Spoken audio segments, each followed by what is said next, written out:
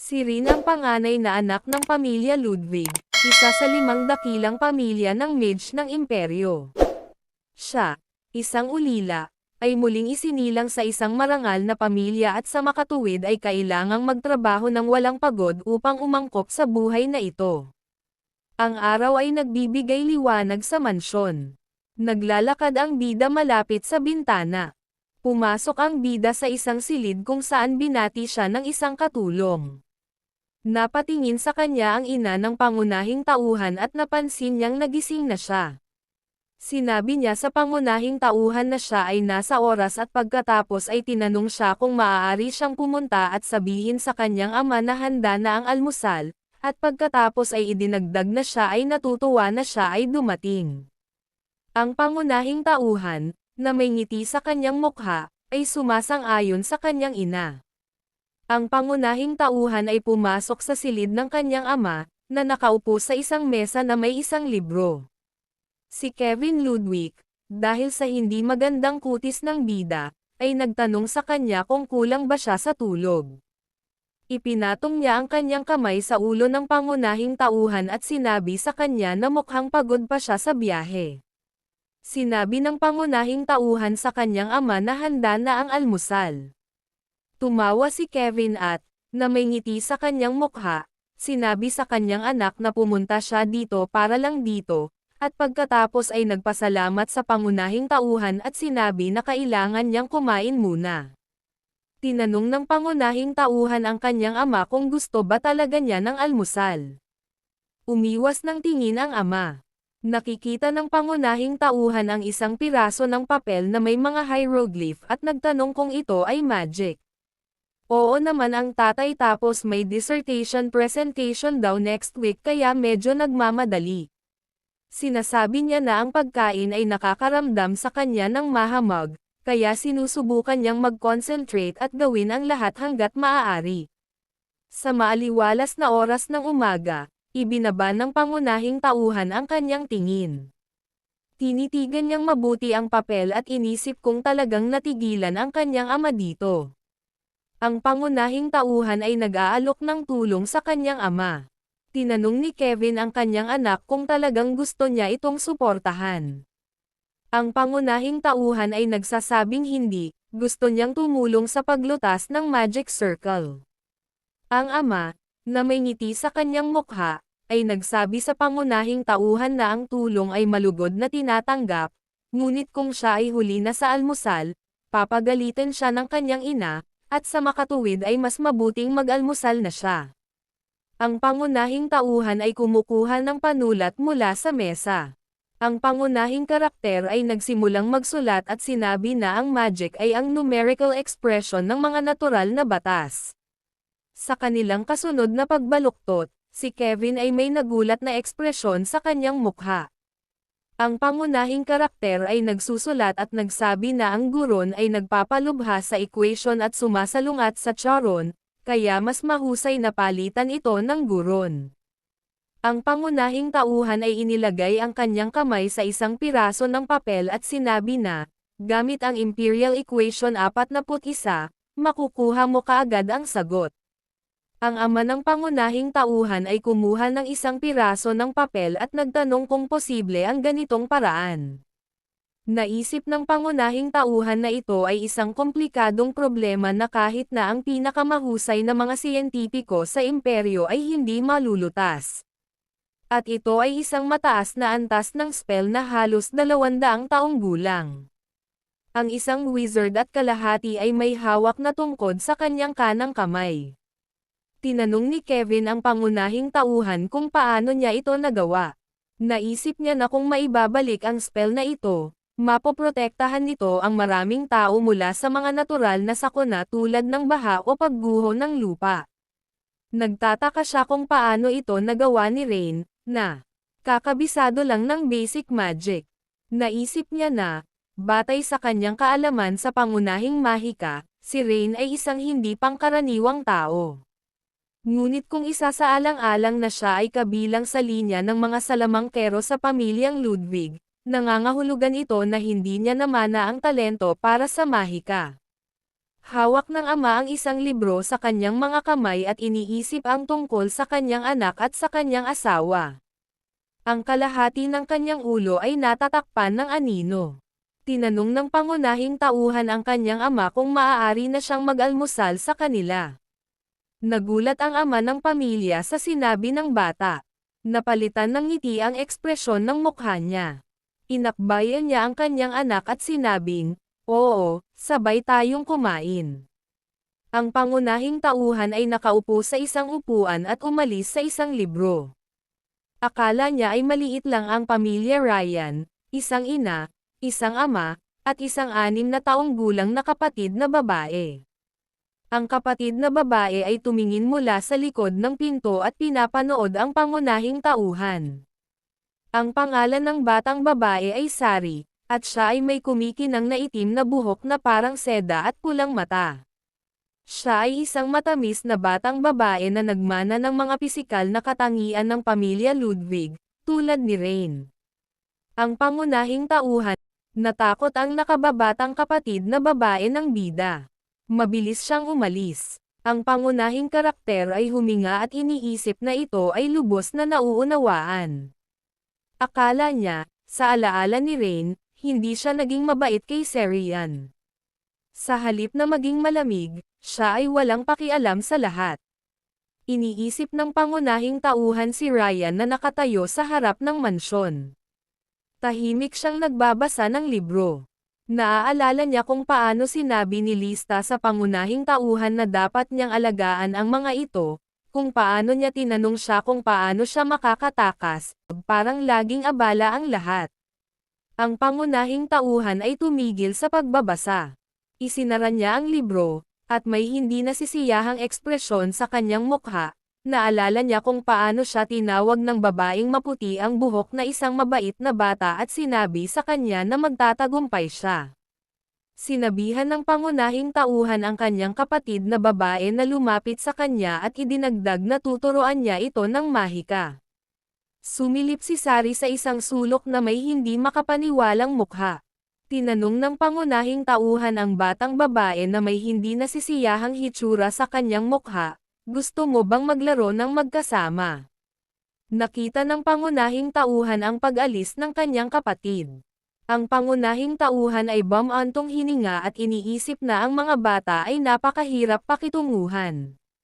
Lumingon ang pangunahing tauhan at nakita ang kanyang kapatid na babae na papalapit sa kanya. Nagdala si Seri ng pulang aklat na tinatawag na Basic Formulas for One-Star Magic. Kinuha ng pangunahing tauhan ang libro at tinanong siya kung nagbabasa siya ng ganoong libro sa edad na 6.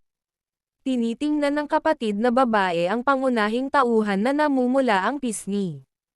Ang pangunahing tauhan ay tumingin sa kanyang kapatid na babae. Naalala niya kung paano umupo si Lista sa harap ng isang bulaklak at tinanong ang pangunahing tauhan kung alam niya ang kahulugan ng pangalan ng bulaklak na ito. Sa background, nilalabanan ni Kais ang mga insekto gamit ang kanyang kamay habang sinusunog sila ng pride ng apoy mula sa kanyang bibig. Laging nagrereklamo si Rin sa pagtrato sa kanya ni Lista na parang bata, pero mas minahal niya talaga ang mga sandaling iyon kaysa sa anupaman. 2 pink butterflies ang lumilipad laban sa background ng liwanag. Tinanong ng pangunahing karakter ang kanyang kapatid na babae kung aling mga bahagi ang hindi niya naiintindihan, at ipinakita ng batang babae sa kalaban ang mga kinakailangang linya. Ang pangunahing tauhan ay nagsasabi sa batang babae kung ano ang ibig sabihin nito. Hindi niya ito naiintindihan sa simula pa lang, at sinabi niya sa kanya na magpapaliwanag siya. Tinanong niya ang kanyang kapatid na babae kung naglaro na ba siya ng bahay, at ang sagot ng babae ay oo. Ang pangunahing tauhan ay nagbibigay ng halimbawa ng isang bahay na pawid at isang bahay na ladrilyo at pagkatapos ay sinabi na depende sa kung anong uri ng bahay ang iyong itatayo, nagbabago ang mga materyales. Ang pangunahing karakter, na may nababato na ekspresyon sa kanyang mukha, ay nagsasabi na sa mahika, ang papel na ito ay ginampanan ng isang mahiwagang figure. Tinutukoy ng hugis ng magic figure ang magic attribute. Nai-imagine niya ang isang tatsulok at hugis fan. Sinabi ng bida na kung gumuhit ka ng isang tatsulok, ito ang magiging katangian ng apoy. Ang hugis ng isang fan ay isang katangian ng hangin. Kaya ang magic figure na ito ay inilaan para sa magic. Sa katangian ng hangin. Ang pangunahing karakter ay nagsasabi sa kanyang masigasig na kapatid na babae na ang susunod na hakbang ay runes, at tinutukoy nila ang epekto ng magic. Sa katangian ng hangin. Ang pangunahing karakter ay nagsasabi sa kanyang masigasig na kapatid na babae na ang susunod na hakbang ay runes, at tinutukoy nila ang epekto ng magic.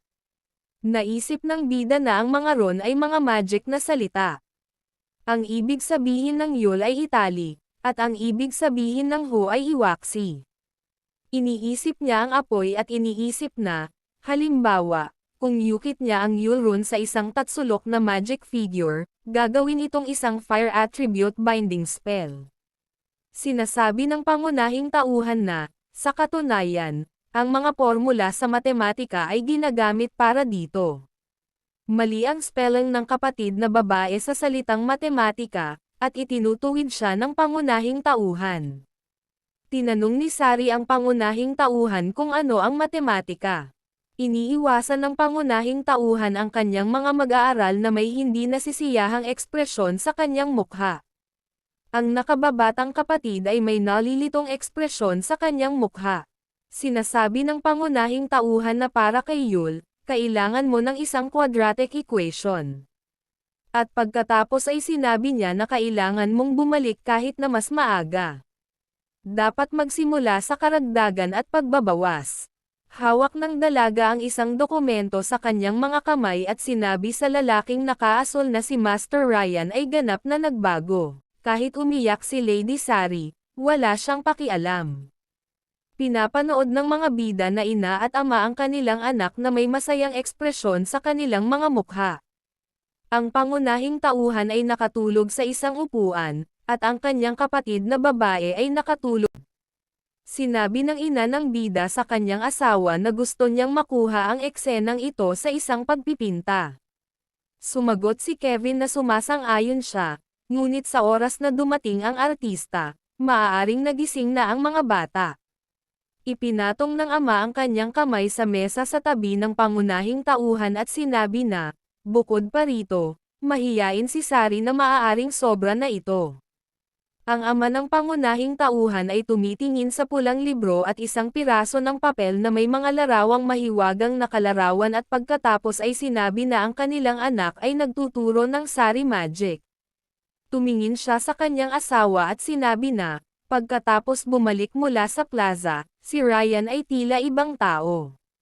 Sagot ng babaeng mapula ang buhok na biglang naging mature ang tono nito.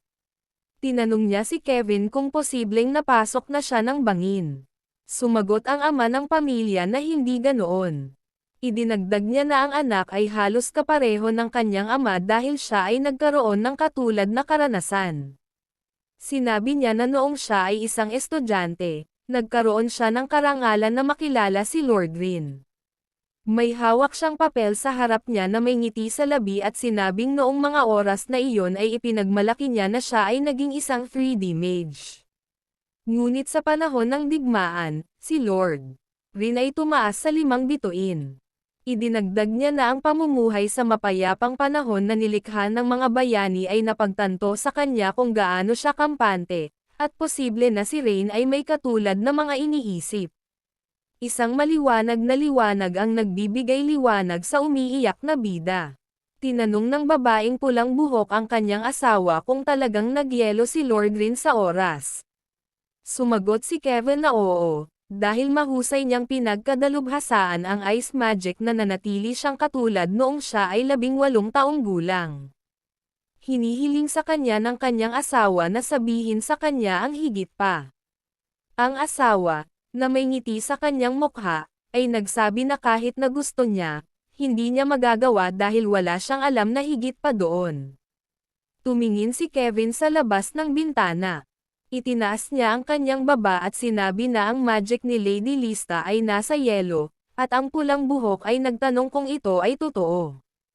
Ang sabi ng asawa ay si Lord Rin at Lady Lista lang ang makakagising sa kanya.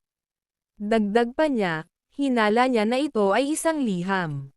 Nakatayo si Lista sa harap ng lungsod at naisip na iiwan niya ang liham na ito para sa pangunahing tauhan dahil tiyak na babalik ito balang araw.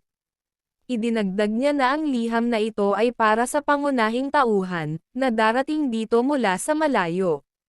Sinabi ni Kevin sa kanyang asawa na may gusto siyang sabihin sa kanya.